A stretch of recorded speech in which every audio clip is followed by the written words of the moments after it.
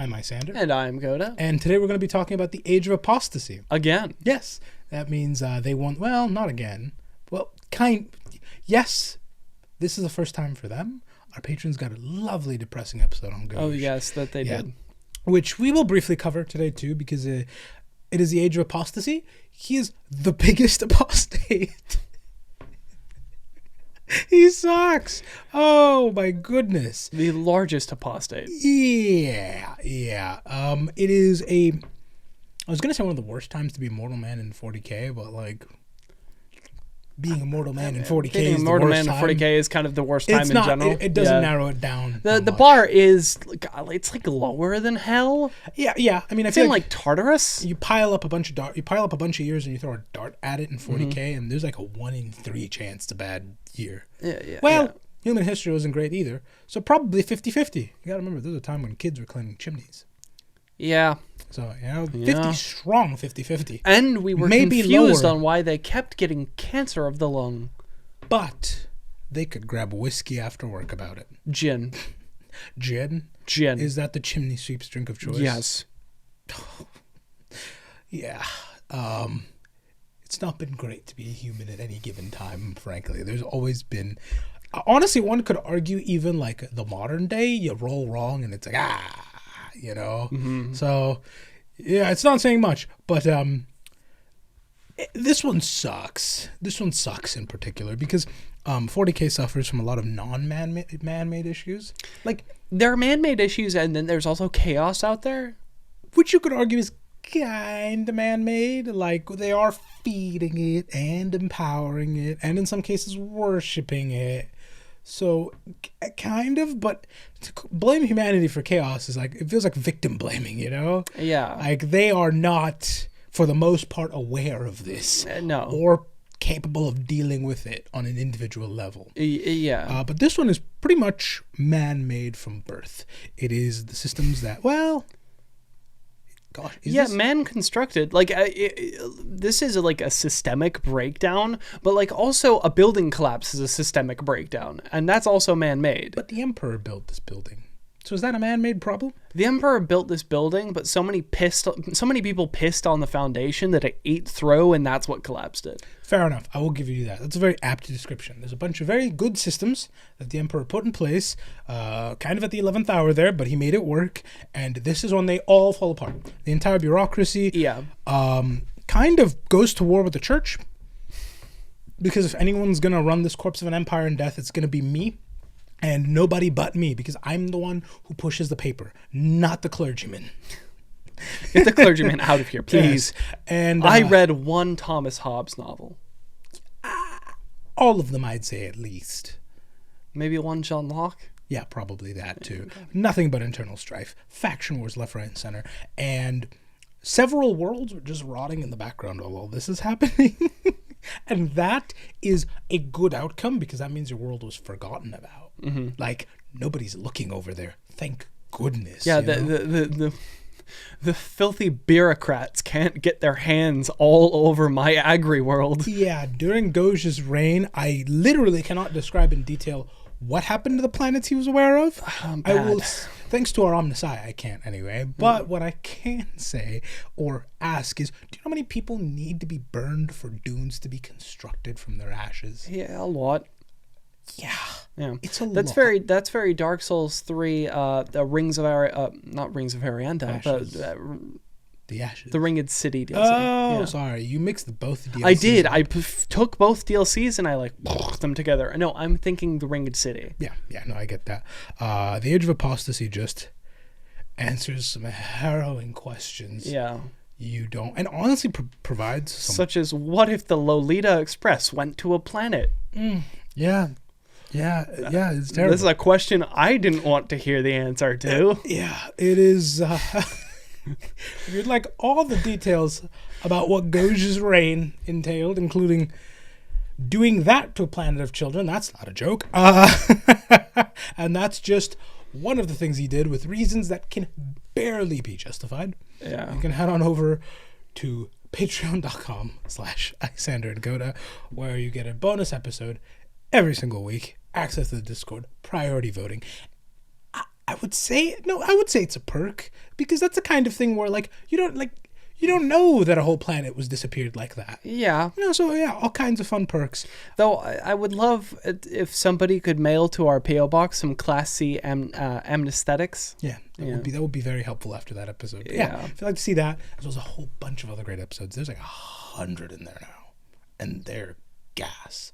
You can head on over to patreon.com/Isyander and Koda. It is how we keep the lights so bright it can occasionally burn Koda clean out of the image. There's a reason why I have this on here. It's powerful. It's powerful, Yeah. and yeah.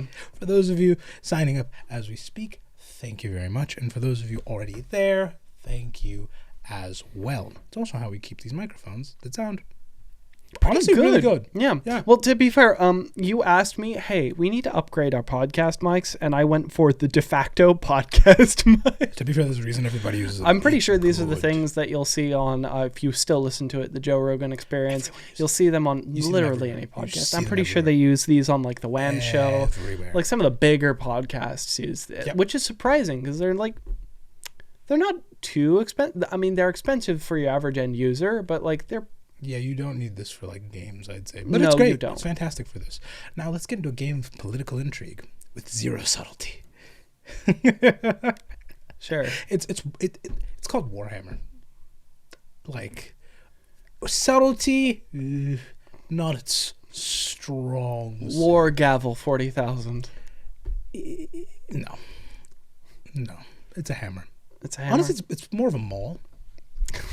More of a maul than anything else, but like I'm not gonna. I think the distinction between a hammer and a maul, a warhammer and a maul, is not size. I think a maul has a spike on the other end of it.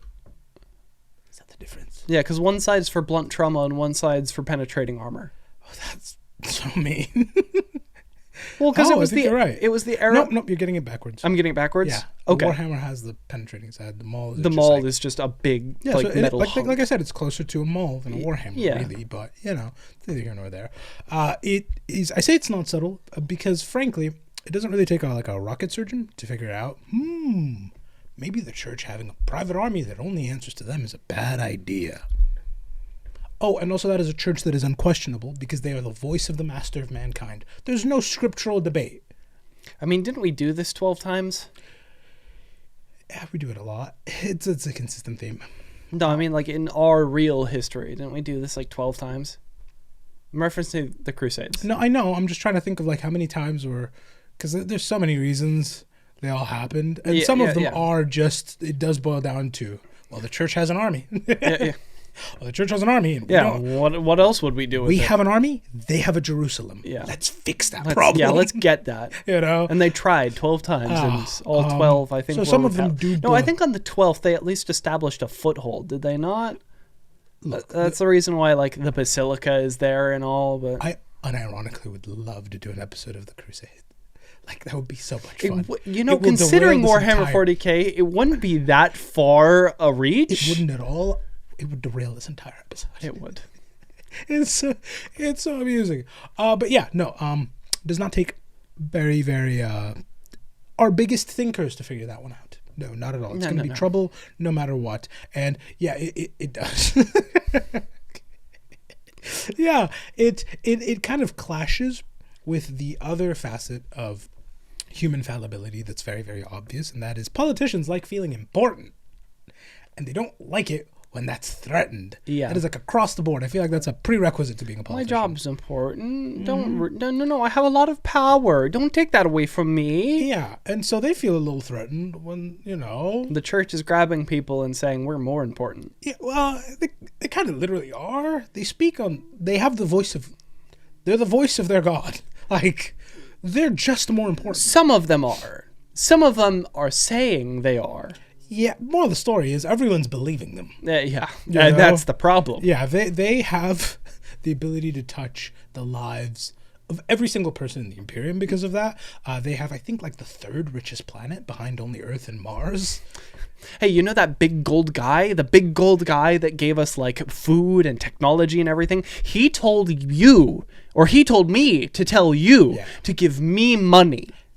And a lot of money. Like, listen, he needs your help. I need to rebuild the throne. He's not doing too hot. He told me to tell you to give him money so I could fix the throne. Yeah. They're very powerful relative to most bureaucrats, and a lot of that was concentrated because, like in our world, there's different interpretations of imperial religion, and like in our world too, they all hate each other. A lot. Yeah. Wars of faith are strong, though in 40K they're not so much wars of faith as purges of faith. We've had those too. Oh, we've had them too. We've had those But the too. Imperium in the beginning, you gotta remember, the Emperor died and all his kids vanished. Mm-hmm. It took all of 5 seconds for everyone to go, nobody's looking right now. Who's to say I'm not hearing the voice of the Emperor? You know? So there were a lot of false prophets. There were also like real prophets too who were caught up in this mix. Yes. Sure. The whole nine. And that's kind of how the Imperial creed, the Imperial cult as we have it today, really started getting a good grip as they were stamping out every single minor like deviation from their variant of it. And some of it was like wild left turns. Like clearly the Emperor would never, ever be any part of, such as help the poor. I mean, to be fair, we look at the Emperor and the way he was running things. Did he give a shit about the poor, frankly? I'll be fair about the Confederation of Light, and I actually like how this is written, and I want more of this so badly because I find this really interesting on a personal level. They take the acts of the heresy that are known to most people and what goes next and give it a very unique interpretation where the Emperor's death and interment on the throne is seen as a sacrifice to serve as an example to everyone. That is the standard upon which we should all be willing to live to. That's a good ideal. Just do what you can for your fellow man. You are infinitely generous. You are infinitely humble because at the end of the day, the master of mankind, he above us all, was willing to lay his life down and sacrifice it for all of eternity so that we could continue to squabble about this. God, this is... Right? Could Warhammer 40K you write a less subtle Jesus allegory? Yeah, I will be fair. Obviously, that's how people are going to read it, dude. Like, come on. I mean, yeah. Like, at some point, you also have to look at it and go, like, that's, in my opinion, fair interpretation. I actually would love to see more of a very human level view on the heresy. Like, I would love more novels that are ground level and, like, they reference... Can we get more of of Big E playing chess with Malkador? Well, yeah, a little bit of that, but also, like, a little bit of, like, how... I'm so curious how the average Imperial mind comprehends some of this stuff that we look at from, like, thousands of years away. You know? Like, I'm so curious about that. So I do quite love this. Obviously, the Ecclesiarchy at the time hated this because that means I have to take away the spinning wheels and the hydraulics out of the Pope Mobile. No, I don't want to do that. No. I have to get rid of the actual golden throne I own. Yeah, well, I do love whenever their ecclesiarchs are drawn because they are ostentatious. They look so just... The chair is gilded. It's usually like on its own kind of mech walker situation. I found a couple pieces of art of Imperial cardinals, and they look like megachurch pastors. Yeah, well, it looks like the end game for them, really. Yeah. If megachurch pastors dropped all pretenses and like gilded their jets. Absolutely. You know? Which, to be fair... what's the one big one who kind of looks like a Kenneth ghoul? Copeland, I think. Kenneth Copeland, yes, the one who looks like a ghoul. Yes, who didn't want to be trapped in a tube full of demons. Yeah. I'm pretty sure he's got marble on the inside of his citation, so... Sure. Yeah, so... He's got that in common with Diddy. Do they just, like, skip the needle part? Like, the whole Eye of the Needle thing? Do they just skip There's a wonderful section? Monty Python bit on this. And it's just like, obviously, with all of this money, I invented the largest needle with the largest diameter eye. And I asked genetic scientists to engineer me the smallest camel. And as you can see, this camel quite easily fits through the eye of this needle. Sure, that's how they cope. And that's pretty much how these ecclesiarchs cope too. Yeah. But like I said, private armies, so they can afford to stomp out these more charitable folks. I'm going to be honest. The people who are all like Big E sacrificed himself, so we should sacrifice ourselves. Don't have a military. No. They're frankly, and this is good on them, they are too humble and they are too, like, chaste in their way of life and very, very, what's the word I'm looking for? Like when you own so very little. Ascetic. You're very ascetic. You don't have a military like that. No. You have like maybe your stick, your nice walking stick, and some nice sandals. Yeah, and so the Confederation of Light was very just like rubbed out of history really aggressively. They just kind of got stomped out. And that's kind of the form that the Ecclesiarchy would take for most of the Age of Apostasy, as we're going to see. They were running around. They can't write laws per se, but when you speak with the voice of the emperor, you can make some strong requests. You know? I mean, yeah, that, or you can just like, if you have people who listen to you who are in places of governance, then they're just gonna like. I'll be fair. Strong separation. The Administratum at this time, so far, we're not there yet. But at this time, the Administratum, the guys actually writing the books and managing all that. Okay, so they keep themselves away from that. Entirely different organizations. Okay, then never mind. The main way they're ruling is again, I speak for the emperor. Are you going to question him? Oh, and people are just listening to that. No, I'm not going to question him. What size church do you want?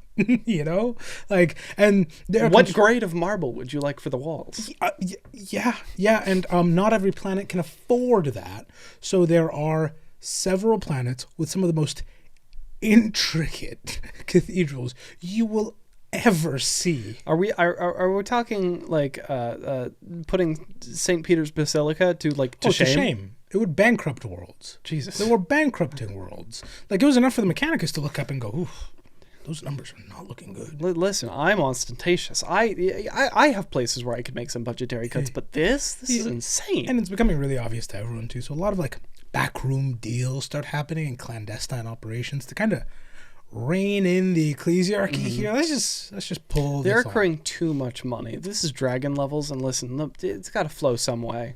Yeah.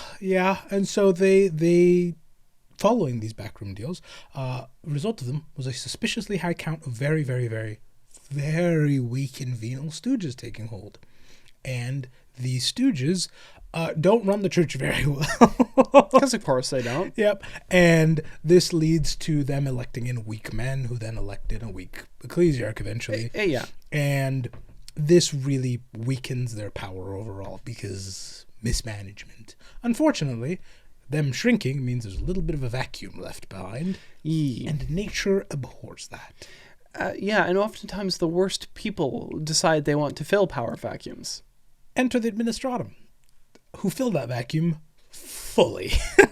Yep. The church doesn't take this lying down, obviously. They skedaddle, they pack up, and they head up over to another planet named Ophelia 7. This is the super wealthy one. It is the diocese. I love this so much. It wasn't necessarily chosen because it was super wealthy. It was just the diocese of the currently reigning ecclesiarch, who happened to be one of the wealthiest planets in the Imperium, so it just kind of worked out. Yeah. So they all packed it up and moved further away because, like, they realized, time out. We've been had. We used to have literate cardinals. What's going on here? What's happening here? So scatter. Yeah, and so they move everything, but of course, you know, we can't just pack things up and have a church reformed in squalor. Like, what is this? This is just Ophelia. This is nothing like Earth. Listen, I need at least 24 karat gold for my armrests. I cannot. I love you're so close, but you can't even begin to capture the level of absurdity. It is 90,000 square miles of churches that they build. Some as tall as 4,000 meters. That's sure 4 kilometers tall. Why not? Yeah. Yep. And how what's the height of the Burj Khalifa? Just out of curiosity. I don't know off the top of the. It's definitely not 4 kilometers, but I'm trying to put something to scale. How many Burj Khalifas would it be? Only like, not that many. How many? It's about. Oh no, that's feet. Meters. Sorry, it came up in feet, and I don't know why it came up in feet. I asked in meters. Yeah, well, that is, and hold on, let me do some napkin math there. 828 meters. 800? Okay, so almost like 4 a and some change. Yeah, 4 and some change. 4 and a fifth Burj Khalifas, I'd say. Yeah. So, wow. That's a wow. You know, honestly impressive that we have a kilometer tall building somewhere. Almost a kilometer. almost 80% of a kilometer. 80% of a kilometer, yeah. Let's not take away from the accomplishment, but still. Yeah. I mean, to have a building so tall that it kind of screws up the rhythm of Ramadan. Yeah, they have a different one at the top than the bottom, right? Yeah. Yeah, so these guys, like I'd say a similar boat, but 4,000 meters is a very different boat, actually. Yeah, and these people are also not fasting. Oh no, they're not. They're eating very, very well. Listen, the big concrete balls they have at the top of skyscrapers to offset the swaying of the building. Yeah. They just got like the richest cardinal up there, just offsetting him. No, I'd also say they probably have like a gilded one too. Like those massive balls, yeah, but just solid gold. I was thinking more like the cardinal. Oh, I know, but you need several in a building that tall. Let's be real. Fair enough. Yeah, fair enough. Like, there's so much swaying at that point. To be fair, it would be kind of a flex to have that 100% made of gold, because gold is dense enough to make that happen, but you'd still need a lot of it. And they have it, especially when you consider that now they're far enough away that nobody will necessarily notice when the Ecclesiarch shows up to a planet and goes, "Hail! I am the voice of the Emperor. 500% tax rate." Just 5 times? It's pretty conservative. You do that on enough planets and you can raise an army again. Yeah, fair enough. Fair enough. Which is exactly what they do. They do the same thing again, just like 2 blocks off over. in a corner, yeah. Yeah, and nobody really knows about this at the time. This army is really cool. They're called the Fraterus Templar. You've never heard that name before. No. Spoiler alert for the end. There's a reason that the church can no longer have men-at-arms. And they are this reason. At the very height of their power, they were said to almost rival the Imperial Guard in numbers. The whole one? The Imperial Guard's what it said. So, Yeah. How'd they get that many people? The Lord said your tax rate's 500%. Some people just signed up. No, this is just like the Crusades. They said, "Hey, God told you to go take Jerusalem," and like Cletus signed up. Everybody signed up. Pretty much. You didn't even need to pay them; they just showed up. I kid you not. These aren't just like rubes showing up either. Mm-hmm. They are like this raises. Oh yeah, you also had the Landersknecht. That makes sense. No, this raises every single alarm bell available because they're wearing armor that you normally only see in stormtroopers. And they had, I kid you not, gold-plated las guns. So the Landersknecht. Yeah, actually. Pretty much. Like, but that was most of them. Imagine it was all Landersknecht, pretty much. That's funny. Yeah. That's honestly, it's a fair argument. If I'm drowning, my private army should also probably be drowning. Yeah, so like too. I'll just shell out the extra cash to get them to drown. Yeah. As the Age of Apostasy goes in, like deeper and deeper in, they would tone it down a hair. They still wouldn't be exactly like Imperial Guard poor, because that's an exceptional level of poverty. Yeah. Imperial Guard poor is you have a shirt. It might be a potato sack. It probably doesn't fit. Yeah. Like the lows of the guard are low. You're dressed up in a barrel. They would become murderous zealots more than anything else, walking into battle shirtless with scriptures tattooed all over them, with like religious imagery too. Are we talking about like the male version of those Sisters of Battle who are dressed only in like... Oh, the Repentia? The Repentia, yeah. They had pants on at least. Okay. Repentia don't get that. Like, they get like Band-Aids and stuff. God, the Repentia were invented by the horniest man at GW. Yeah, I mean, yeah, you see their art and it's like... It's gotten... I remember they It's gotten more respectful nowadays because now it's giving me more like... They're scary. It's giving me more vibes of like what's the one character from League of Legends who has the fractured sword, short white hair. She's like a prisoner in like Riven. Ionia. Riven, yeah, they're giving me more the vibes of Riven nowadays. Yeah, it used to be pretty bad. Where it's just like I'm just lightly armed, but I've got a big sword, and I swear to God I'm strong enough and fast enough to get close enough to hit you with it. Yeah. But like back in the day, it was just like, let me go into battle wearing dental floss. Old Repentia art is powerful. Yeah, the only thing I have covering my nips is like a little bit of dental floss coiled into a spiral. I have Oral-B at best. Yeah, Jesus. That should protect me. Which they did bother to give it a lore argument, but like, Christ. At that point, if you're gonna be that obvious with this, just like, No, I guess it's more funny when it's given a lore reason because it's the like in the name. It's the official version of, when you're reading a fan fiction and it's obviously this writer's kink that they're writing in, and then they give a lore reason for why everybody is sniffing each other's feet. No, I can't say I do that. I haven't read that. I'm just giving an example. Oh, okay. This is not a personal experience. I'm sure it isn't, but yeah, kind of. It's more. I'm sorry.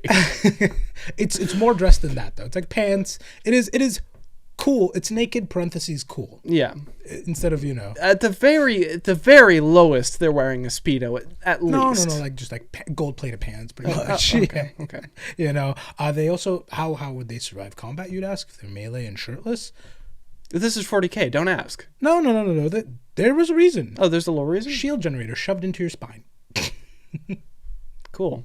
Sounds painful. So they were somewhat bulletproof. Listen, the Sandevistan looks painful enough, but like 40K medicine? Yeah. Again, this is an army rivaling the Guard in some cases that are mostly bulletproof. Do you see why the church can't have men at arms anymore? Do you get it? Okay. Yeah. No, I'm starting to deep exactly what sentence you said it. Yeah, when the church is in full swing, it's quite scary. That's a series of words that are a bit frightening. Yeah. And now that they're incredibly strong and they've managed to kind of weed out the chaff from their whole system, they elected I almost said a cardinal, an ecclesiarch, who was competent and ushered the return back to Earth because he was super traditional. And he's like, if we're the voice of the emperor, we should probably be next door. Oh, so we're doing the Crusades. No. Did they show up arms in hand, or did they just like move back into their old office? His first order was just let's pick up the entire ecclesiarchy and move it over there. So there wasn't really a war. It was more like 90,000 square kilometers needs to move. Were they moving the buildings? It took 12 years. It took 12 years to fully move the entire ecclesiarchy back with some of the most insane budget overrun. Oh, absolutely. And I'll be fair, they weren't picking up the entire building and moving it, but they were moving a lot of stuff. I mean, paintings. Okay, we have picked up buildings and moved them. Yeah. But it's still a logistical feat. Yeah, they're like moving all kinds of ancient texts, like all the archives, everything. And then when they get to Earth, they discover like, oh, well, these temples do not do well when just left alone. So now we also have to restore a bunch of temples. And so there was a lot of like their spending was getting out of hand, and so they actually had to raise tithes this time, not for military but for restoration. This did eat most of this guy's reign as ecclesiarch, as you can imagine, and he only kind of gets to be known for being the guy who moved everything back and raised taxes before being poisoned very conveniently before he could do other reforms that would actually maybe make the church not as bad. Possibly. And the next guy was not having any of those reforms. He raised the taxes even further, not for restoration purposes, but for taller statues. Oh, taller statues. Yes. I was going to guess military, but that's more just ostentatious. Well, you need a military to keep people starving in the streets while they have golden statues lying around. Yeah. Yep. Yeah. Yep. There are actual worlds with streets lined with perfect visages of every single ecclesiarch, but they cannot eat. So we're giving like France pre-revolution. Yeah, like it doesn't take let them eat cake. It doesn't take a deep knowledge of history, I'm gonna say, to realize that when people can't beat their kids, they usually start pulling the guillotines out. That's when things get dicey. Yeah, that's when things always get dicey. More slicey than dicey. Yeah, maybe a little bit choppy. Yeah, but it doesn't matter when they have the Fraterus Templar. Yeah. Because that's a lot of it's a little might. Yeah, some planets heard about this and started like holding off funds to start preparing for a defense for when the Templars show up, which does kind of work until the Ecclesiarchy has those governors assassinated, because they're still members of the High Lords and can request assassinations. And technically speaking, that's heresy. But who's going to call them on that? No. I speak with the Emperor. No, the governor. Oh. The governor withholding tithes, that's technically heresy. They're, like, legally correct in the situation somehow. Sure. It's so bad. Oh, the unrest the Imperium sees it is the kind of stuff they will not see for at least another week. Like, it's really bad. And it gets worse when the Imperium is now bathed in massive warp storms for no discernible reason, honestly. It just happens. Other than it's chaos just bad weather. To stir the pot, you know? Well, yeah, that is chaos. Chaos will sow literal chaos. Which is how you get to the two options that I presented in the very beginning. Option A, you're fully cut off from the Imperium, and blessings and curses. You kind of get ignored. You either get ignored or you get abused by your planetary governor. You are, it's either the governor or whatever chaos cult shows up, or Gene Stealer cult, or Imperial cult decides to show up, or you starve to death. Unless you're on like an agri world, and even then you probably have some Gene Stealer. Moral of the story is, odds are your government's being overthrown either because bugs are great, or these storms are proof positive the Emperor hates us, or wow, chaos is just here now. Then one guy in the corner going, "What's chaos?" and then immediately falling to like corn or something and going berserk. And option B, you're in the grip of the Ecclesiarchy. Oh, and that is somehow worse. Statues aren't going to gild themselves. Yep. Get to gilding. Yeah. Gild that statue or I will geld you. Yeah. Yeah. Notice I said two words. Yes. I noticed. Yeah. I do read. Yeah. It is time. This is around when Goge. Can I make a unfortunate confession? What? I learned that word from Red Dead Redemption 2. How do they use the word geld in a sentence? Never mind. Because they grab Never mind. They grab a guy from the enemy gang and they're interrogating him, and like I think it's Dutch who is just like, okay, you won't tell us what he want, gild him. Gild him.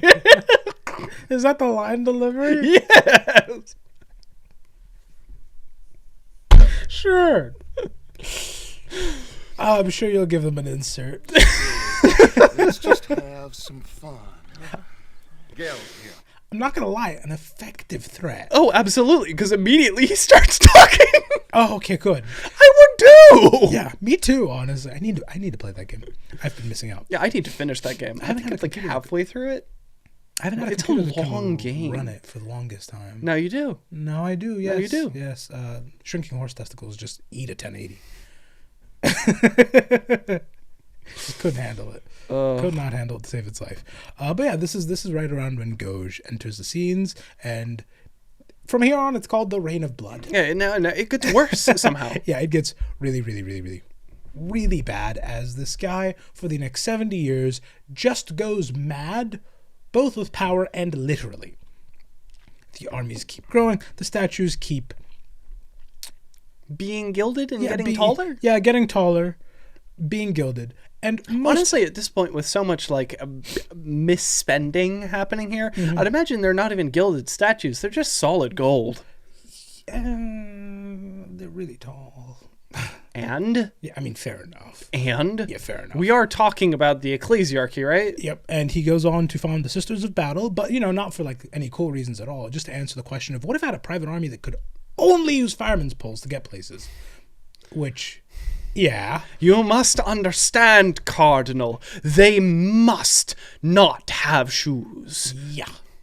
Get my binoculars. Yeah. And the rest of it is just answering the question of what if, when white smoke popped up, instead of us getting, a reasonable pope, somehow it was Harvey Weinstein.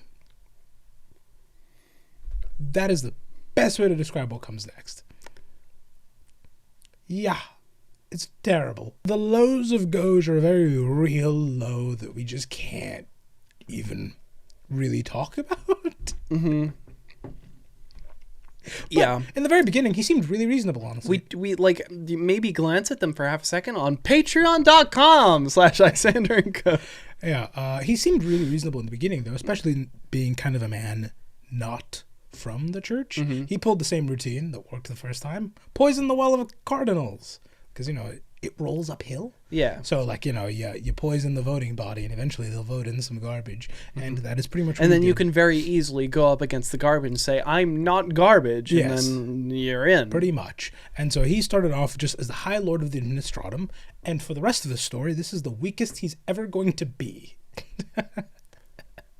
As he slowly but surely reins in pretty much every department in the Imperium under his name, or at least won't question him about it and will listen to orders. So he's basically running everything. By the time he's done, it's actually easier for me to describe the things he's not in charge of than the things he is in charge of. When we were talking about this on Patreon, I made the realization, only the Emperor and maybe Guilliman have held as much power as Goge had at the very, very, very height of his power. And they are gods and demigods. Yeah, and even Guilliman's kind of... Well, we'll be fair to Guilliman. He's only struggling because he doesn't want to do the whole... I'm in charge now. Yeah, I don't want to be a tyrant. I want to do this right because, I mean, to be fair, that is what gets you a stable governance. Yeah, and that's, I think, what he's looking for. Yes, yeah. Goge did not do that. No. Yeah, he did not take the subtle approach. He showed up in the military coups, assassinations, religious posturing, left, right, and center. People got eaten by warp storms. Next day, he's on TV. The Emperor wanted them gone. Like, he's pulling every He showed single... He showed up with guns, garrote wire, and propaganda. Yeah. And I'm realizing that doesn't fit within the GG. I could have found another G, but I don't know. But, yeah. Yeah, that is pretty much exactly what he does, and eventually winds up in charge of the entire Imperium. At this point, there's so many warp storms that anything he's not in charge of kind of decides just to not fully secede from the Union per se, but just kind of... We have other problems to deal with right now, Like, a lot of Space Marines go, it's probably not good, but we can't fix that. Because the optics of Space Marines, the optics of the military arriving to fix democracy is never good. No. Like, they just... Every Space Marine, across all of them are the Space Marines are sat there like, I don't want to be known as the brown shirts today. Yeah, no, and then the Mechanicum are just like, I still have thick profit margins, so... They'll figure it out. Yeah. They'll figure it out. I'll just keep doing my business over here. Yes, and for 70 standard human years, so many terrible things just kept on happening. See, this is the part where I worry about a very human scale book, because I think I would actually be traumatized by the tragedies that would be described in such a book. Oh, dude, during Goge's reign, you want a promotion? Shoot your boss. That is how you get promoted through the ranks. Didn't get it? Shoot that guy. Eventually, you'll either be out of coworkers, at which point maybe you weren't fit for the job, or you got the promotion. Hey, it only took 4 tries. Whoa. Yeah. We're running things like Borderlands, but like without the humor. Yeah, there's no humor in this. No. Yeah. This is just scary. Thankfully, this would come to an end when holder of one of the hardest names in all of 40K, Sebastian Thor, shows up. Such a strong name. Such a strong name. Yeah. And he serves as the means of deliverance. He's the exit for the Age of Apostasy and really mostly the Reign of Blood. Well, actually, no, he's mostly the exit for the Age of Apostasy. The Reign of Blood is reigned in by other forces. Yeah. Yeah. Certain sisters who do battle. Yeah, at this point, he's geriatric and utterly insane, but also nobody can really stop him per se, and he's kind of just being duct taped together by every single treatment we have available. It is just basically, I'm not gonna say they've fully propped up a corpse in charge and just fed it every drug they have to keep it going, but well, if he goes more senile, he might hire his assassins to kill me, so I have to keep him alive. It's like, imagine if I'm trying to think of like a good analogy here, and it's like imagine the president was hit by swift dementia. I'm talking like a week, and he's gone. Yeah, but he's in his room with the briefcase.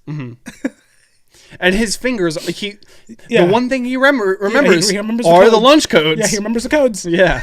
So he sat there with the big red button, like, keep me alive. Yeah. I will do it.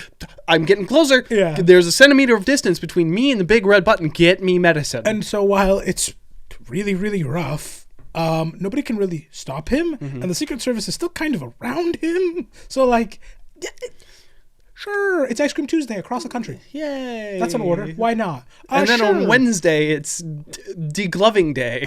Well, let's pay for Wyoming. Why not? You know, like, the orders make no sense. No. The orders make utterly no sense, but, like, he's still in charge. I think I mentioned this on the Patreon video once or twice, is like, it doesn't really matter whether or not he was malicious or not. This is like so much power concentrated under one guy. It was going to either corrupt him or drive him mad. Yeah, he's racked by horrible nightmares. He orders everybody out of the main Imperial Palace, and it is in total decay when all is said and done. Sunlight does not make it in anymore because of how just soot and blackened the windows are. Nobody's cleaned them. There are rats all over the place. There are actual historic paintings that are now just falling into massive disarray. And what happens within is what is happening without, because the entire Imperium is kind of sharing in this state of great just disrepair. Absolute disrepair, decay, and madness. They were so desperate that the moment a preacher came up and just merely suggested, it doesn't have to be like this. Please, it's not always been like this. We can be better. Not even that, just like, is this what the Emperor would want? Everyone immediately goes, no, this isn't. No, Obviously I don't think not. so. Maybe we should do something about this. Whole worlds join him. Wind is in his sails. Nothing can For the stop mere him. suggestion of, it's quite shit right now. Maybe it could not be. Yeah. This was a real gamble, because Goge still would have his moments of lucidity, you know? And he'd read the news and go, guards, execute that guy. Guards, sink Puerto Rico. He was so insane. Puerto Rico! I don't know, I just picked a random place. I picked a random place that a president could probably reasonably sink with few questions on day one. Sure. Other than, like, because, like, he's not sinking another country's territory, he's sinking his own territory. Yeah. You know? Plus, it's like one of the few sinkable states. It's either that one or, like, any of the coastal ones. I'll pick another one next time, you know? Yeah. We'll sink California next time. How about that? See? Well, I mean, the big one happens, it'll sink itself. What if we sink California but raise Alcatraz? You've got the spirit. That is exactly how Goger's firing off orders. Sink all of San Francisco, but pull up Alcatraz 2 inches. Make sure we keep the Golden Gate Bridge, too. Nothing around it, just the bridge. Raise it. Yeah. To what? Nothing. I just want to see it. Yeah. Yeah, it is such a rough time. He does have his moments of lucidity, though, and the moment he hears, like, oh, wow, people want to leave, send the entire army. All of it. Keep them in. Yep. Somebody needs to make our statues. Yep, he sends a massive, comically oversized army just there to, like, rub them out of history.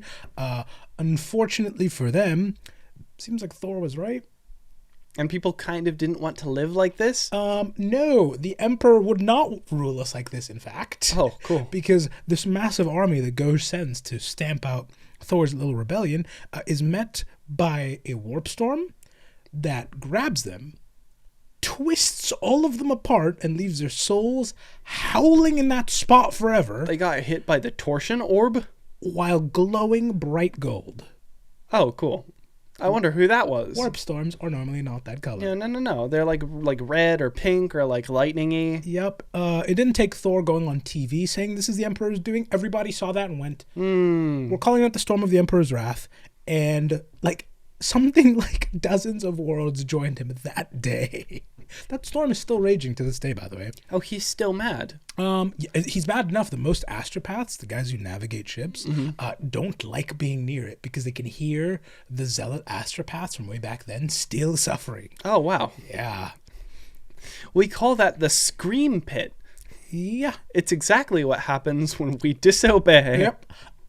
An entire sector rebels immediately, and they all join Thor without him needing to say, honestly, very much. Like the Emperor's spoken at that point. All he would need to do is just like do this in the general direction of the Emperor's Wrath, and like I think that's image enough.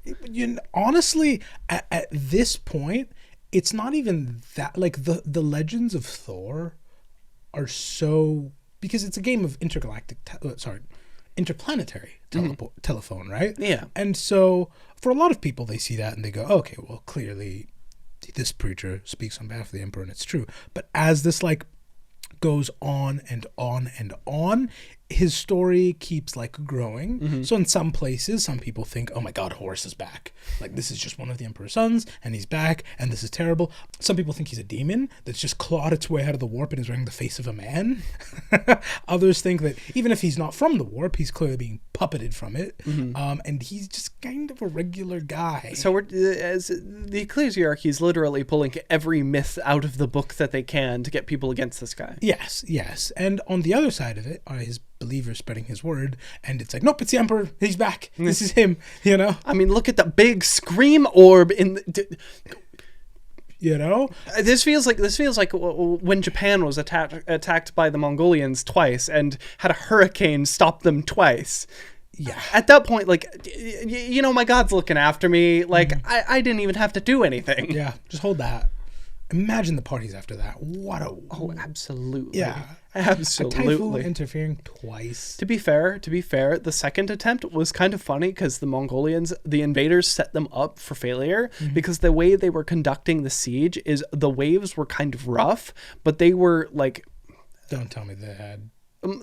the Mongolian like war force was very land based, not very like sea based, and so all of these ships that they were using to cross over to Japan were like random mercenary ships or random merchant ships, so they weren't very stable and organized together.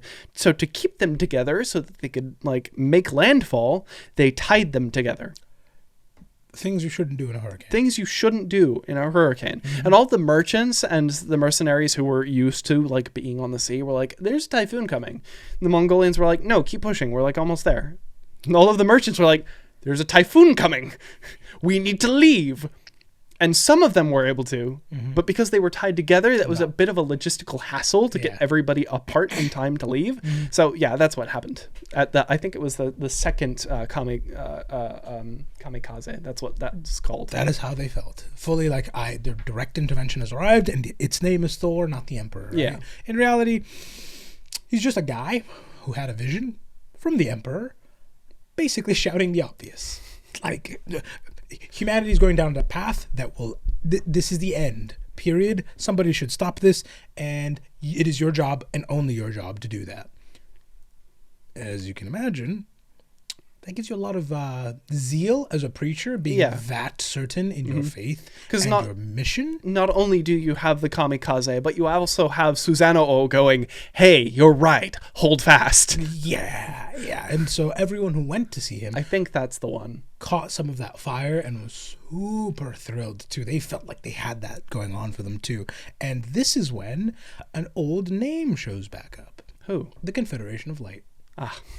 Yeah, remember those Looks guys? like they didn't get stamped out like bugs. Yeah, who'd have thought, like, generosity isn't that easy to just wipe out of people. Yeah, because people, like, I feel like are naturally generous unless you give them, like, a lot of money. I mean, no, I think well, just like, some people given a lot of money are still generous with it. Like, the general human disposition tends to be pretty good. Yeah. Otherwise, you wouldn't have, like, what is it? I'm forgetting which one. One of the various stages of proto-man where you can very clearly see that is a very broken bone and that has not been mended correctly, but you still lived long enough for it to fuse badly. That means that in a time period when you were still on the food chain, people cared enough. No, I know exactly what you're away, like. We have we have examples of like not Neanderthals, but like somewhere in stage of it's somewhere in like somewhere in the link between apes and us, and the ladder that made us. We have like bones that we can visibly see were broken and then splinted back together. Yeah. All through human history, you just see like generosity existing. So like generally speaking, I think that is the general way we are by default. And so shock, even in 40K, despite it being the most brutal regime imaginable, generosity still exists in some places. And the Confederation of Light was not fully gone.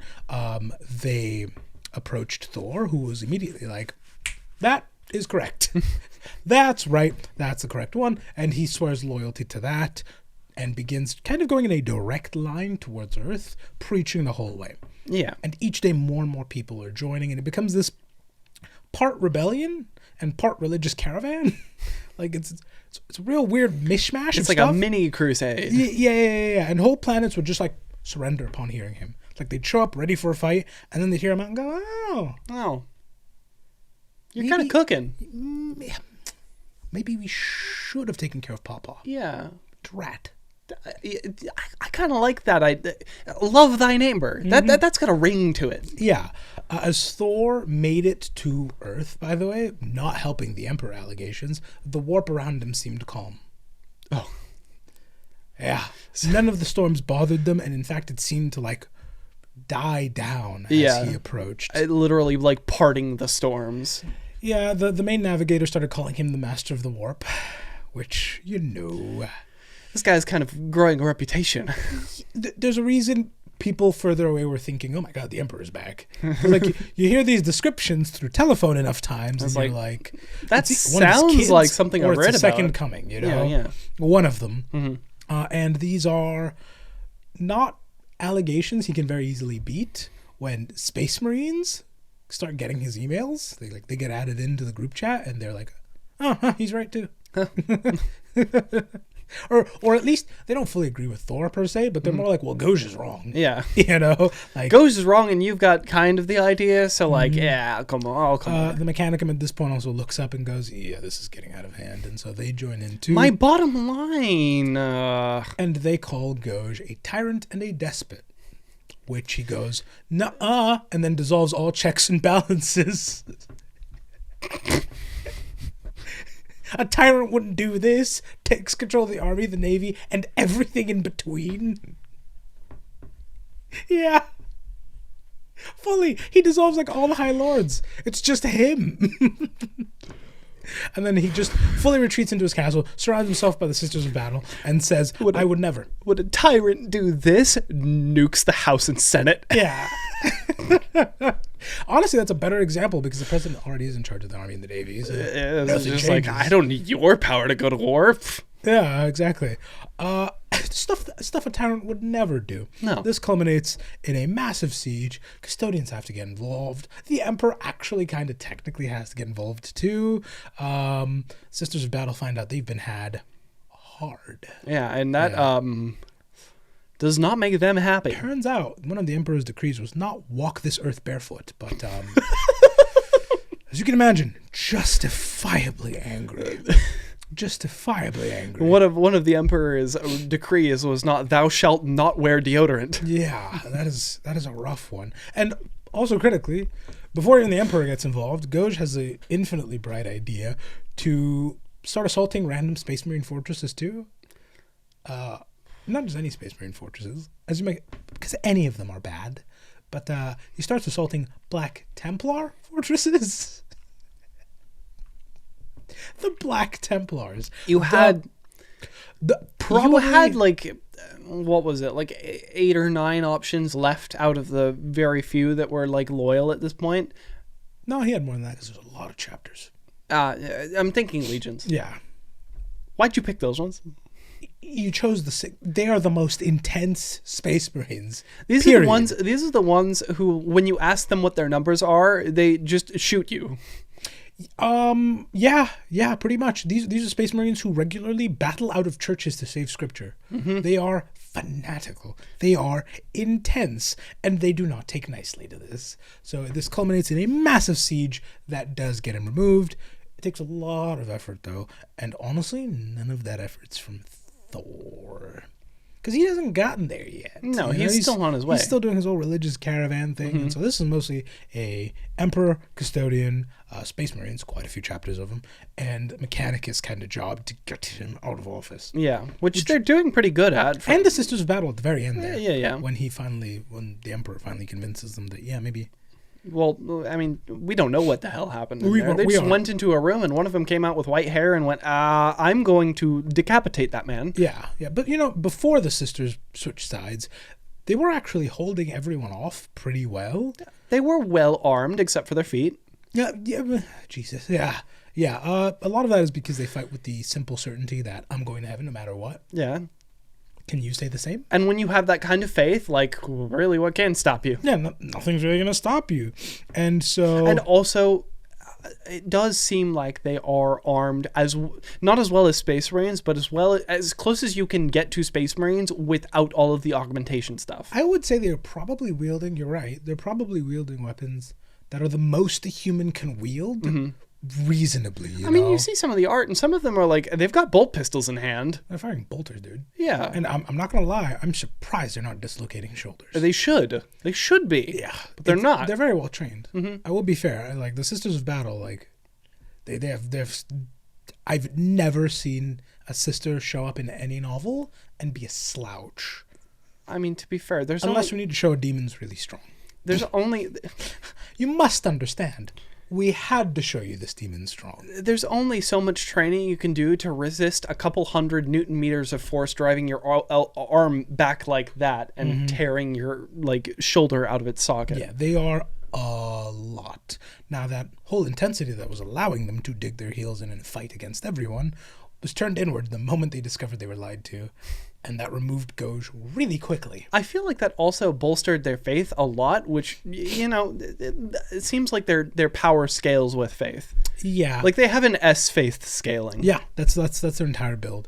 And so now Goge is gone. Okay, an S in faith and maybe like a B or an A in strength. I'd say high strength, high dex. Okay. Yeah, probably. Maybe like They've just nuked Game Plus a couple times, man. Oh, okay, never mind. Like there's no build here. They're just competent. Gotcha. Yeah. This does bring an end to the Reign of Blood officially, because now Goge is dead, but not the Age of Apostasy, because we have to clean this up. This is bad. Yeah, it takes a while to clean up after something like that happens, and so now begins the tedious work of finding every single person in any form of power, finding out, did they support Goge? Have they ever supported Goge? How did you get your job? Did the last guy who had your job get suspiciously murdered? You know, like a lot of work. They have to bring in several worlds back into the fold. They have to cut off several cults that have now sprung up at this point. I wouldn't be several surprised many if Goges running around. I wouldn't be surprised if a new arm of the Administratum is added just to sort out cases of like, how'd you get your job? Yeah, it's a very, very difficult gig, and you also have to do it at the very top too, because how many of these high lords were directly put in place by Goge himself? Some of them are stooges. Some of them, one of them's a vegetable just being propped up. That's a really messed up one. Yeah. Ooh. Yeah. You basically have to rehire all of your management from the ground up, and we do need a new Ecclesiarch. Thankfully, a candidate's obviously shown up in the name of Sebastian Thor. Well, he just got here, just in time. Hey, you've got the job. Yep, and he doesn't want it. Of course he doesn't. The moment he heard Goge is gone, he reroutes his entire convoy. Turn around! Yeah, and he starts going towards the northern reaches of space instead, saying he needs to preach about the Emperor there. Which is, kind of inconvenient, but look, he's not on Earth. We can send him a transport ship. We'll get him back over there. He'll be the new Ecclesiarch. We'll be good, right? He doesn't... No. He doesn't want any part of that. No. He does not want to rule. That's not his job. My job is to spread the good word. That's all I'm gonna do. I mean, historically, like if we're gonna continue with the Pope analog, that's very much so what. That's very much so what happens. A lot of times, they like hold a conclave, and there's somebody's name comes out, and the guy's like, I don't want to do this. I'm not Pope material. I would say that's like the first qualification. That's a good one to have. Yeah. Like, you don't want it? Great. Yeah, but they do have to agree to be Pope. You can't, like... get poped. Yeah, get poped, fool. Yeah. You can't non-consensually make someone a Pope. They do have to, like, agree. I mean, some do see it as a burden, and it is kind of a burden. Well, it's not kind of a burden. It's a burden. I mean, you are the voice of God to mankind. Well, the shepherd. It's weird. Yeah. We don't have time to get into that. Moral of the story is he doesn't want it. I'm also not a theologian, so like he doesn't want it, and so they're like, okay, fine. You're a traitor now, get arrested. This is the Imperium we're talking about. Yeah, so remember how you said you can't like get poped, idiot? This is the Imperium. So, like, they don't care. They will unconsensually make you Pope. Yep. And he surrenders, obviously, immediately. Still doesn't want to be Pope. So they're like, fine, we'll try you as a heretic. Because clearly you're a heretic. And so begins the trial of Sebastian Thor. Imagine you run a conclave and, like, somebody is, like, voted to be Pope. And it's just like, you don't want it? Excommunicated. Sorry, buddy. Get Interpol on him now. Yeah. Yeah. This is a months-long trial while they rip apart his entire life from birth. Damn. Yes. The wider Imperium is obviously watching this. People are traveling to come see this. And it takes months. But eventually, a verdict is eventually delivered. And it is delivered by the then Captain General of the Custodians. That's how serious this got. Okay, Yeah. sure. This is a pretty high-profile trial. And he is declared innocent on everything. Okay. And I'm telling you, they charge him with everything, from inciting a riot to like minor shoplifting. Speeding on a bicycle at age 8, you know? Like they threw everything they could.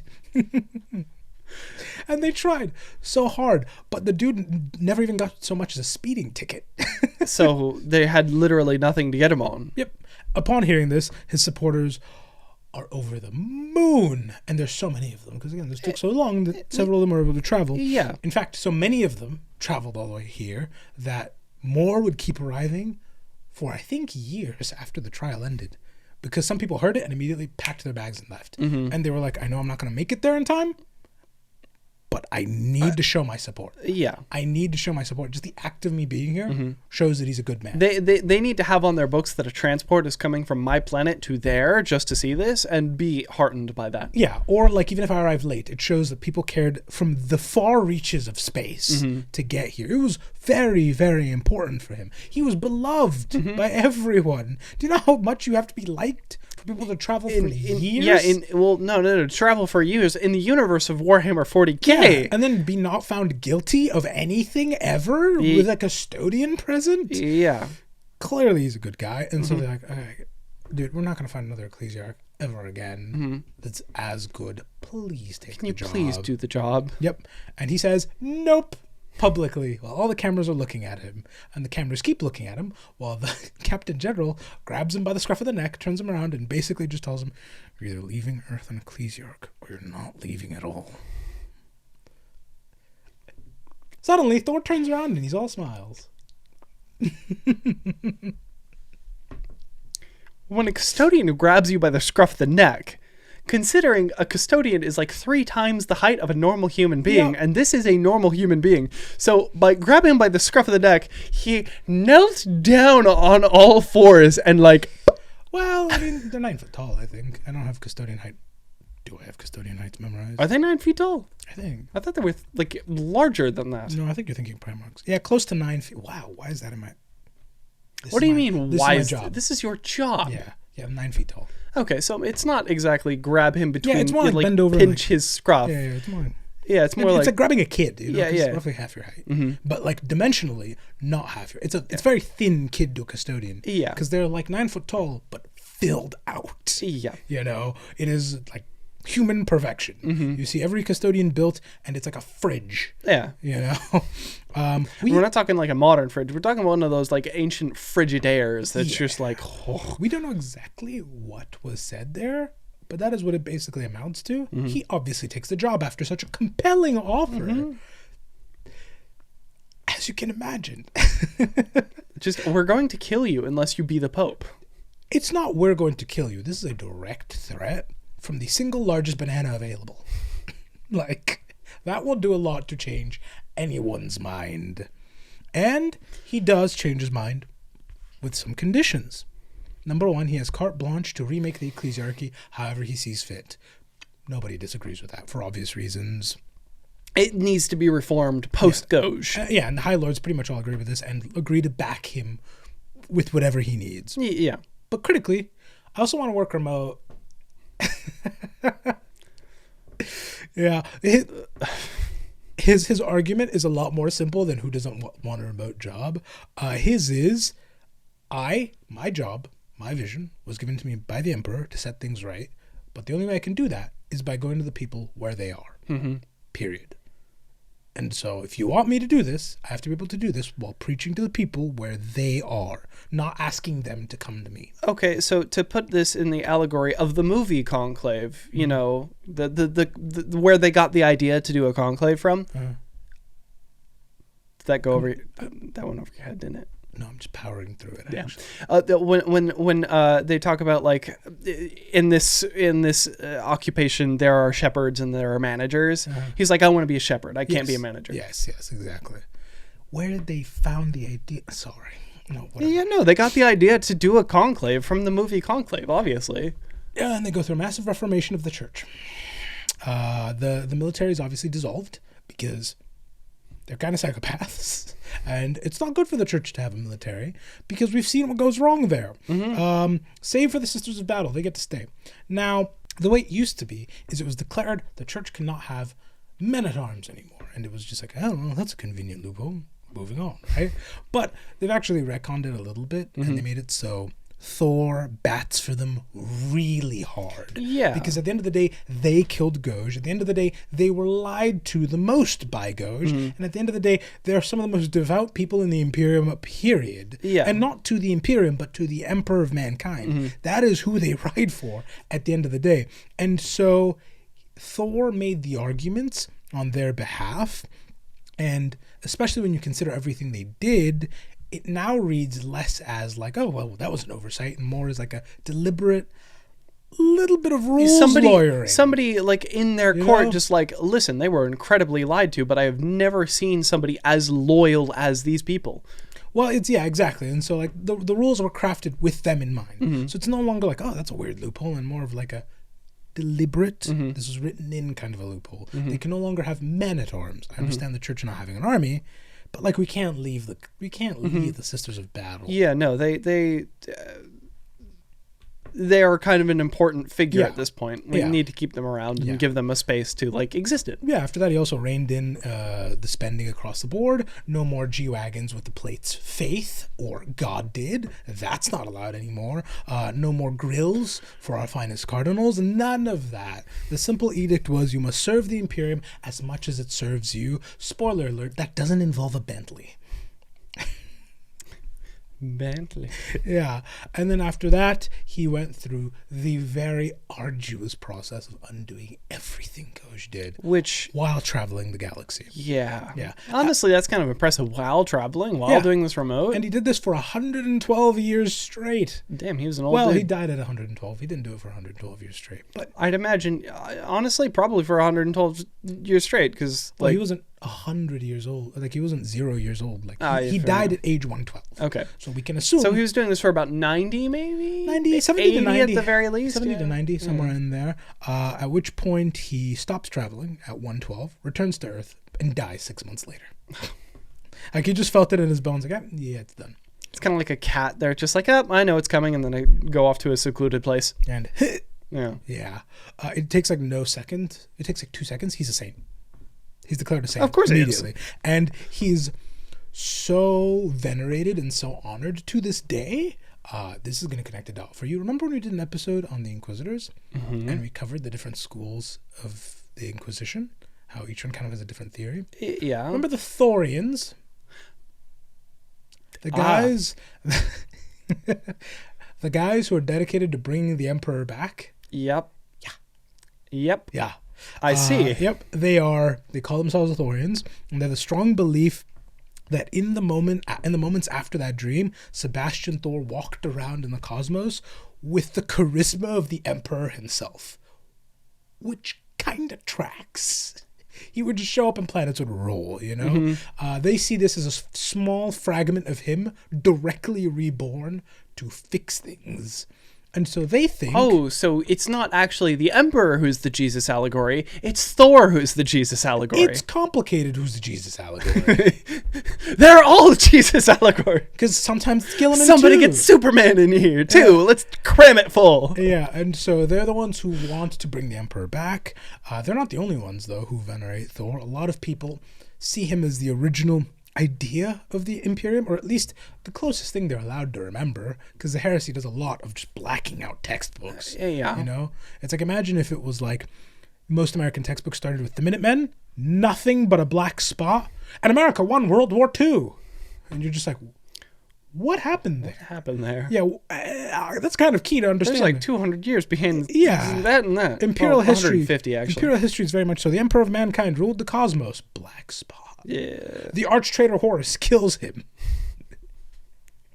Like, It is really hard to know just how good things were back in the day, just what rule was really like back in the day. Because if they did, they'd also know the Emperor of Mankind was probably not a fan of everything going on right now. Yeah. Literally all of it, you know? So maybe he would have done something about that. And so to a lot of people, while they may not get to know about that, they do get to know about Thor. And that, at least to them, informs what the vision of the Imperium should be like if it was being as best as you can, you Yeah. know? His remains, as with a lot of saints, are canonized and are holy relics, you know? Numerous Sisters of Battle claim to have bits of him. Different cults claim to have bits of him. There are so many of these bits running around, fun fact. I mean, this is kind of like actual relics of saints, where it's just like you can like literally find a piece of Peter somewhere like halfway across the world because it got there and it's just in a church somewhere. Except, you know, for us, there's kind of like some basic accounting going on here. There's a common joke in the Inquisition that when you assemble every single part of Sebastian Thor, you'll discover that he was a 5-armed, 3-headed freak. I see. So there's also a little bit of hackery happening here. Oh, how did somebody bought some of their Sebastian Thor relics out of the mystery shack from Grunkle Stan. Yep. We actually don't know which bits are real and which ones aren't, but everyone claims to have them. What we do know, and this is one I do believe actually, is Trajan has his head. I could believe that. I don't know if you caught it because there was a lot of items on that list. Sebastian Thor's head is in there. And not like the skull, Futurama style. Oh, makes sense. He was probably there right. He was the second he died, gone. He was probably the cause, frankly. No, he died of old age. Because remember, he doesn't like messing with history too much. He just needs to record it. And so all that happened is just like he died of natural causes, but like, and we couldn't find his head. Why is his head missing? And why does he look like a different person? Why does he look like you drew Sebastian Thor from memory? You know, like that face does not look right. Must be the rigor mortis. Moving on. Yeah. Though I can also see Trajan as like a weirdo grave digger. Oh, fully. Yeah. Like I'm sure the second he heard he died, road trip. Pack your bags. I know what I'm doing today. Ferb. And so that is how the story of Sebastian Thor ends. That is not the only thing that happens during the Age of Apostasy, though, or towards the end of it, because while he's doing all of this important stuff in the background, the assassins are having the Wars of Vindication. Oh, cool. The second Goge dies, this breaks out. And this is because we've covered this in the Assassinorum episode, but just to refresh you, the real master of assassins was killed ages ago by a different assassin named Jarek, who's fully loyal to Goge Vandire. Because, you know, Goge didn't want to look like a despot, but he wanted all the control. So what Jarek then did after killing the real is assumed his form. Because assassins can do that. Yeah. And took on the job. And nobody could tell the difference. Because, like, that's just the original guy. What do you mean? Exactly. However, Grandmaster of Assassins, kind of a competent guy. Who would have thunk? Yeah. And so there's a lot of things you can say about being the Master of Assassins.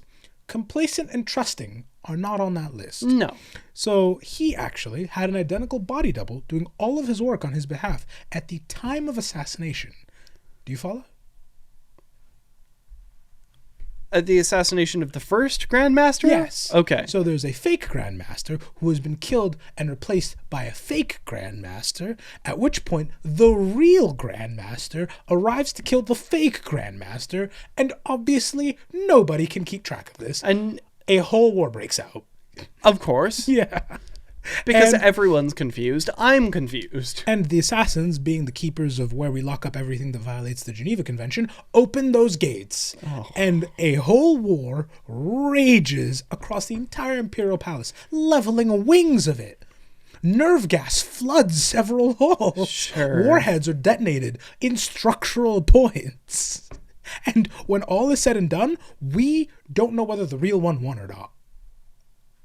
So we're just rolling with who... All we know is there's a dead guy who looks like the Grandmaster of Assassins.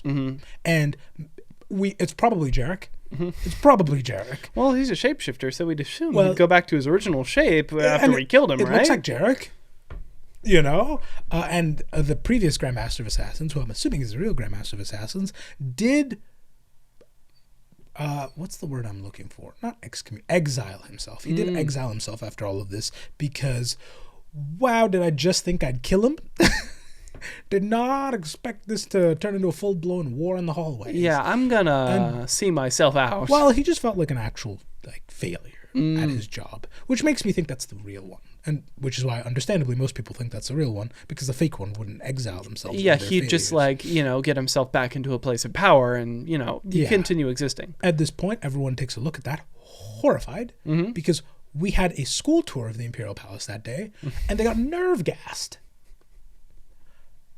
And it is decided unilaterally. No, I'd imagine it was just like custodians just like chatting and walking through the hallways after just cleaning up the Goge mess. Just, shooting the shit, just talking over a cup of coffee. And they open a door on their patrol route and just see like a room full of nerve gas, blood, and whatever substance they use for poison. Yeah. And they're like, Okay, sure. Cool. So it is decided across the board, no votes against this. You guys need some oversight. And so a whole new branch of the Inquisition is formed just to watch these guys and keep track of, just please make sure you know who the real one is at all times. Can we have like a system for this, please? Yes. And that does bring the age to an end fully, with the Imperium better than before, but still not great. I'd imagine, is this the point where they put like one of the assassins on the High Lords of Terra? No. That's always been there. Oh, okay. Again, but the problem is we don't know which one's the real one. Nobody was checking, and nobody was keeping notes, and I guess there's two of them who look identical. So no, they hold a meeting, and it's just like, God damn it, Jarek, really? You brought your body double to go to work today? Body double. See. We need you in person. You cannot send your body double in to do your job. Yep. And that does bring an end to the Age of Apostasy. It does kind of set the scene for something called the Plague of Unbelief, which I will find a way to cover. I have no idea how. It's like referenced pretty much only here, but it's really interesting and kind of vaguely related to a couple of other Plagues of Unbelief. So we'll see if that ever comes up. We'll go over it here because I don't think. Long and short of it is, Goge left, power vacuum. A lot of people took on his same role pretty much. They just looked at him, copied his notes, and went like, yeah. Copycat but serial far killers exist. Smaller place, way off, And what did you think of this time? Bad. Bad. Terrible. This is one where just like, we both talk about, I'd love to see a human scale written book on some point in the Imperium. Honestly, now that I'm thinking about it, like an anthology of different people, human scale chapters of human life. Yeah, just around specific events in the Imperium would be very cool. Not this one. I think that's the only way you could get the full experience. Yeah, but also it'd be terrible. Yeah. It's really, like, again, 40K leans into hyperviolence and like hyper misery at times. This is a real form of misery. Yeah. Occasionally broken up by hyper misery. Yeah. Like Dune's made of people. That's like so awful it like loops around to hyperviolence. Yeah. Kind of. But also mass graves exist. Yeah, kind of. I was gonna say only barely, because there's also descriptions of like, the sky going dark with soot, and it's like oof. It's like at least novels about miserable time periods in real human history exist as like a warning to like not do that again. This, so nobody ever has to go through it again. Yeah, exactly. Spoiler alert: somebody will do it again. Yeah. I hope not. Yes. I really. I'll be fair to us. We've kind of left the era of like a con riding around and stealing your wife behind. Yeah, that's pretty good. For a lot of human history, biggest dude just kind of ran things. I think we still need to work on a little bit of like the funny mustache man's tactics. Those still need a little bit of... That's a relatively new problem. Yeah, well... It's the industrialization of relatively new problem. We have been doing this the bones have been around for a while, Yeah. not with spreadsheets. Yeah, fair enough. You know? I think that's the part that makes it Yeah. the most disgusting is the spreadsheets. Yeah. Well, they didn't have spreadsheets, but they had other. well, they had meticulous record keeping. They had no real spreadsheets, like paper like spreadsheets. actual, Yeah. I mean, spreadsheets. You know, you think of Excel nowadays, but you know, spreadsheets. There's a reason they're called spreadsheets. Yeah. Yeah. You know. But I think that's the most disgusting part of it. That's But the new- anyway. yeah. That's to say, like novels about those kinds of periods of time exist as a warning to not do that again. But like, if you're reading a fictionalized event, Which is it's just violence. Yeah. Well, I think it fits also in 40K, generally speaking, because all of human history can't suck because of God's meddling. Sometimes it has to suck because we meddled. Yeah. You know? Yeah. Like, if you want an accurate, kind of vaguely believable timeline of humanity, Mm-hmm. that does mean occasionally a really terrible one takes charge. Yeah. And it really, you know, like the whole reason monarchies fall apart, where it's like, fine, that guy was nuts. Like, pretty stable, and then somebody utterly insane, inept, or some combination of both. I mean, that's what causes it all to fall apart. That was happening. That's what was happening towards the fall of Rome. Is we were just getting a series of The Mad Emperor, yeah. absolute bunts. Yep. Which is why you typically don't want to concentrate that much power in one place. No, you because like even if one guy's good at it now, what about his son? What about his son's son? Yeah. What about, you know, like this just like Rome was good when it was a republic, but then you start doing emperors and it's like, ooh. The first one's decent because he's just I think there were 8 good emperors. I think is what it was. I think the OG Caesar was like good enough. Like I don't think he got to rule long enough for us to see that. He got stabbed in the back pretty quick. He did. Pretty quick. The first couple emperors were decent because they were like, you know, the only reason I'm doing this is because I feel that you are misusing your power as like senators in the Republic.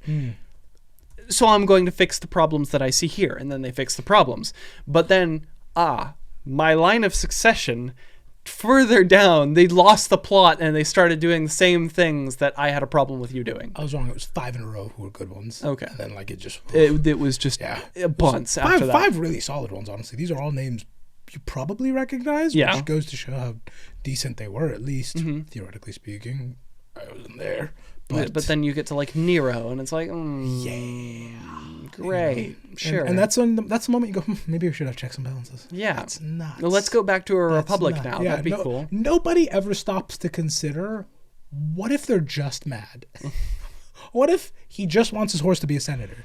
And everyone just goes, we never even thought of that when writing this. We didn't think anyone would want a horse senator. Why do you want a horse senator? For obvious reasons. Maybe they thought it was just a comedy bit. He was doing a funny. I think he had a spinning dining room. He did have a spinning dining room. Well, because not only was it his madness, it was ostentatiousness. Yeah. Yeah.